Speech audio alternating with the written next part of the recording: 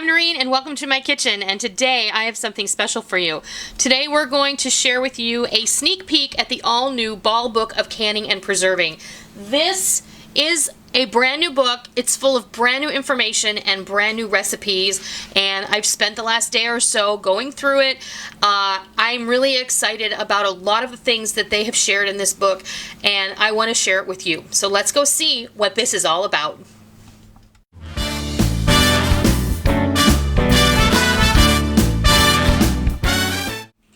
All right. A lot of you who follow me on Facebook may have seen that I posted on Instagram as well, that I received day before yesterday, which would have been Tuesday, the all-new Ball Book of Canning and Preserving, and I pre-ordered this like months ago, and I was really excited when I got the notification that it was available for pre-order, and I immediately ordered two of them. I ordered one for myself, and I ordered one to send to my sister friend Heather, the needy homesteader. She got hers yesterday, and we are all so excited. And my friend Liza, she got hers as well. In fact, she got hers first, and she taunted me. So she was sharing some screenshots of the book on Facebook with me in a private conversation, but I have to tell you, this book is actually a follow-up to this book, and this is the Ball Complete Book of Home Preserving, and this one is very utilitarian. This one doesn't have a lot of pretty pictures in it, but this book is chock full of fantastic information, and in my opinion, these two work in concert together, all right? You're not going to find the same recipes in this one as you're going to find in this one. Now, that being said, so now we have that one, but then also, this is the Ball Blue Book Guide to Preserving. This has over 500 recipes in it, and this is like, when I say this is like the Canner's Bible, you're always hearing me and seeing me in comments refer people to this particular book. They come out with updated versions every couple of years. The information in here is always updating, and it's always letting you know when something's changed. But if you are new to canning, you should be getting this book and this book and this book, this new book. I think these three are like the holy trinity of canning, in my opinion. And yes, there are other canning books out there that offer fantastic information, but Ball is the authority, in my opinion. They've been around for a very long time. They've been around since before my grandmother was around, and my grandmother always had a Ball Blue Book on her shelf, and every time she canned, it was on the kitchen table, and it was being a reference. So I think it's really, really important. If you're new to canning, if you're interested in getting into canning, I think that I highly recommend that you invest in these three books. Now, the Ball Blue Book is the one I would recommend. If you can't afford only one book, this is the one I recommend. However, this one here is the one we're talking about today. This one is like the Ball Blue Book on steroids. So if the Ball Blue Book is the Holy Grail and Bible of canning, then this book is like the Holy Grail and Bible of canning infinity. I thought I'd give you a sneak peek. This covers all the bases. This book has amazing photos in it because, you know, eye candy is important, and it's got a great selection of recipes. Now, when it says over 500 or over 350 recipes, it's not just recipes for canning things. It's recipes for using those canned items. It's recipes for refrigerator or freezer jams and refrigerator pickles and freezer pickles and things that you can make and store in a canning jar for a prolonged period of time in either your refrigerator or your freezer. And this is so awesome. There's also an exciting new section in here about fermenting, how to make your own kimchi, how to make your own vinegar shrubs, which I am going to be sharing with you very soon. So many fantastic recipes in here, and it crosses all sorts of cultures, and I'm just giving you a little bit of an overview. Here's some information on the importance of acidity in foods. Here's an overview of basic canning equipment or gear that you're going to need. How to choose the right jar, knowing your altitude for both the water bath and the pressure canning method. How to test for a gel if you're making a jam. How to deal what pickles, or how to deal or can with tomatoes. All the things here that you would that you would need to know: pressure canning, fermentation, freezing, dehydration. There's even a small section in the back of the book for curing and smoking, and I think that is really exciting. Of course, the first section of the book is going to be water bath canning, and this is a basic overview. So if you are new to canning, this is the same information that you're going to find in the Ball Blue book. But like I said, if you're at all possible able, buy all 3 of these books, because the recipes that are contained in them, you're going to find yourself going back to over and over again. And it's really important, if you are new to canning, that you use a recipe that has been developed specifically for canning, because you don't just want to throw things in a pot and then throw it in a jar, because you might end up having some serious issues later on down the line.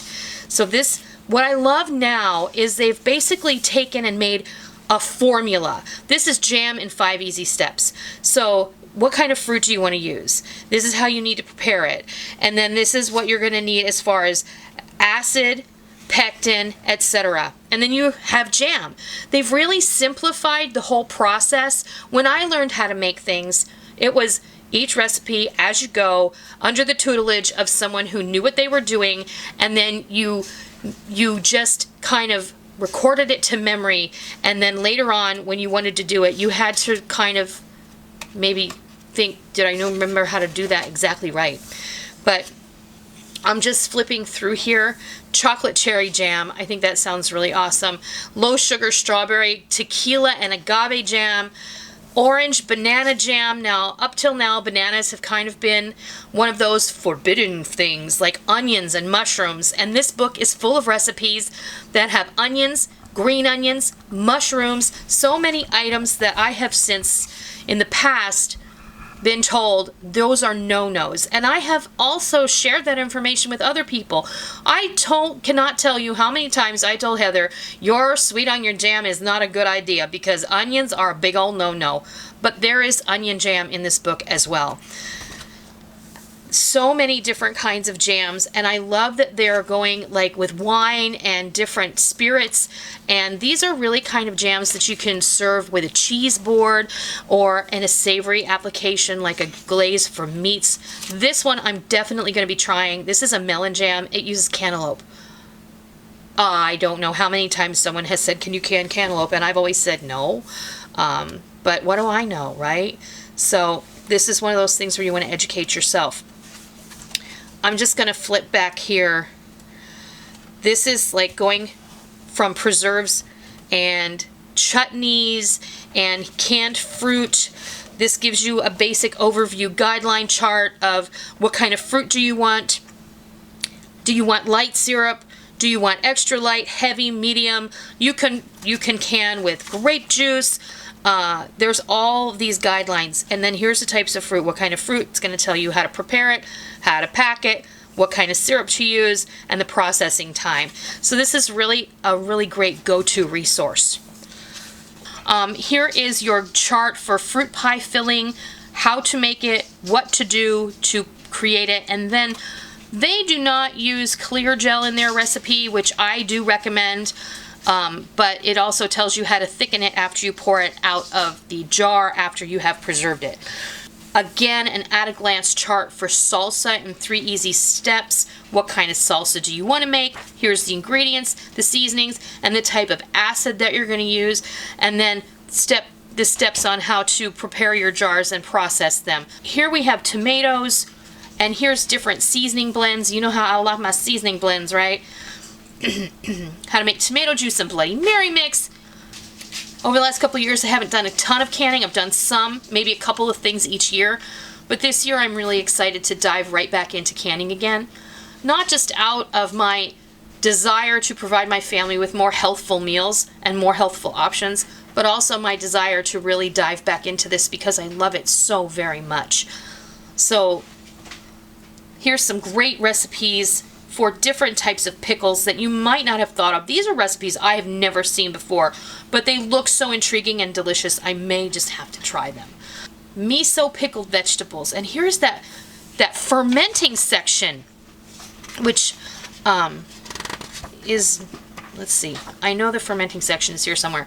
This is a fruit shrub. This is like vinegar and fruit juice. And it's really, really good for your health. I drink a vinegar drink every morning. Kombucha, harissa, which is like a Middle Eastern pepper paste, tepache, which is a fermented pineapple drink from Mexico or South America. This I may have to give a try. It looks fantastic. And then a whole section on pressure canning. The one thing I was really excited about was this at a glance list chart. Simple 1-jar meals. And it gives you different options. Now, I would probably go about this a little bit differently because I want to make more than 2 quarts at a time. But if you're just getting started and you want to dive in and you want to explore the things that you like, maybe making a small recipe is the way to go because you get to see if you like it or not, and then you don't have a ton left. But chicken verde chili, chicken curry, chicken and gravy dinner, and this is where you add the flour after when you're getting ready to prepare it. Pot roast in a jar, which is really like beef stew because they want you to chunk up the meat. Beef stroganoff, shredded chipotle beef for tacos, and in all of these, this is a at a glance pressure canning vegetables, different kinds of vegetables, curried carrots, herbed carrots, honey ginger carrots, Mexican corn, succotash, lemon garlic green beans, which sound divine, balsamic beans, green beans and mushrooms, herbed potatoes, chipotle potatoes, and Mediterranean potatoes. And again, that's a really great place to start. It just keeps going. This book gets better and better. It's awesome.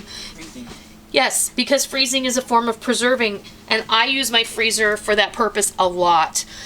Here's guidelines for freezing vegetables. Again, this at a glance, what kind of vegetable, how you want to prepare it, if you have to blanch it and how long, how you should pack it. And that's really important stuff to know, especially if you haven't done it before. Guidelines for freezing fruits. And then there's a small section for dehydrating.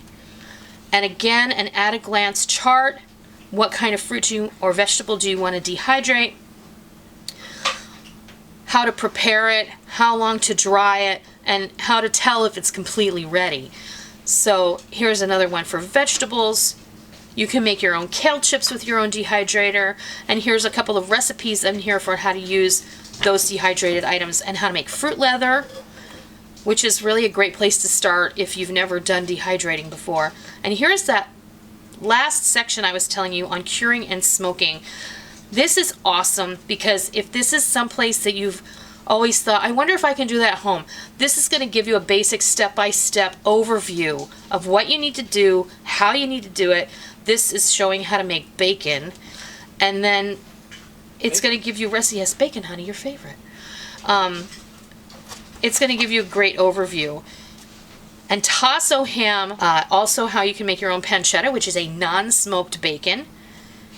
And cold cured salmon, like for lox, I believe, yes, that is like Nova lox. And then here is a home canning planning guide, and it gives you an idea of what time of year you are going to be canning certain items if that's what you want to do.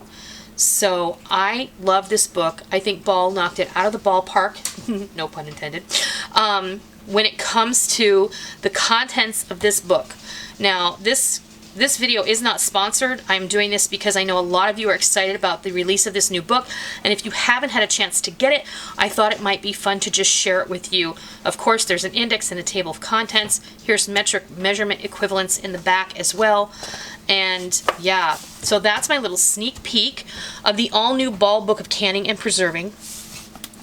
But I do highly recommend, if you are new to canning, that you get both the Ball Blue Book, definitely, and the complete book of home preserving. All these are published by Ball. I will put links to these in the information box below so you can check them out and you can decide if you want to add these to your collection if you're new to canning. But I definitely think these 3 books all work in concert with each other. I want to thank you for sticking around to the end of this video, because it was a long one, but because you have stuck around to the very, very end, I am going to let you in on something fun and exciting. Over on my Facebook page, I am going to be giving away 2 of these all-new Ball Book of Home Canning and Preserving.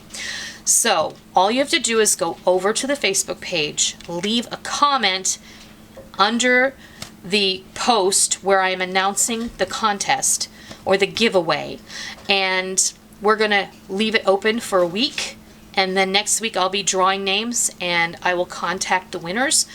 And this is a secret giveaway, so I would appreciate it if you didn't mention anything in the comment section below, because we want to keep this secret.